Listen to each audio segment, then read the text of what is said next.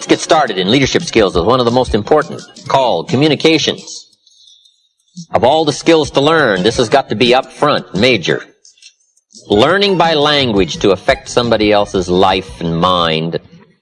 Learning by words and phrases and sentences to communicate with other people. Here's where part of the fortune lies. The use of language. There's magic in good communications. There's magic in the human touch of words.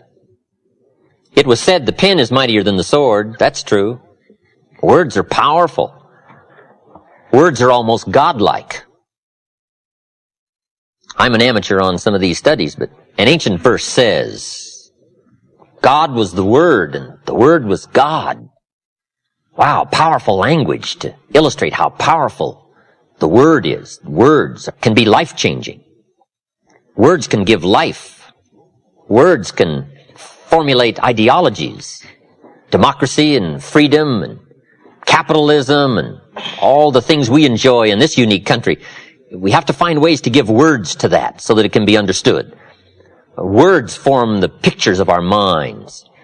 Words help to translate an interchange of thought and ideas between human beings. So one of the most important skills is the skill of good communication. Learning words, phrases, sentences, whether it's written or spoken. Language is so powerful in affecting our lives and using those skills to affect other people's lives. So let's talk about communications and how powerful it is and how important it is. I've got 4 steps to achieve good communications. Let me give you this. Let's dive right into it. And I'm sure if you were to just ponder for a while, you'd probably come up with these same 4 steps. I'm not covering anything new. Right? These are just basic fundamentals. But here's where it all starts. Fundamentals. Somebody once said, being successful is not doing extraordinary things. Being successful is simply doing ordinary things extraordinarily well. So let's talk about some fairly ordinary things. See if we can't find an extraordinary way to put it into action. 4 steps to achieve good communications. Number 1, have something good to say. Right, that's obvious. Success is a study of the obvious, a refined study. So to achieve good communications, first of all, you've got to have something. In computer language, it's very simple. Nothing in, nothing out. You cannot speak that which you do not know. You can't share what you don't feel, and you can't translate what you don't have, and you can't give what you don't possess. So first of all, to give it, to share it, for it to be effective, you got to have it. So good communications, first of all, starts with preparation. Key word. Preparation is simply getting ready. And a big share of our life is simply getting ready, getting ready. That first 5 years was to get ready to start our formal education. The next 8 years. 8 years is a chunk of time, right? But after 8 years now, you're ready for high school. That's a long time. 5 years and then 8 more years. That's a long time to get ready. So now we go through 4 years of high school. And all those 4 laborious years are to get ready for college. Now another 2, 3, 4, 5, 6 years. 6 more years to get ready.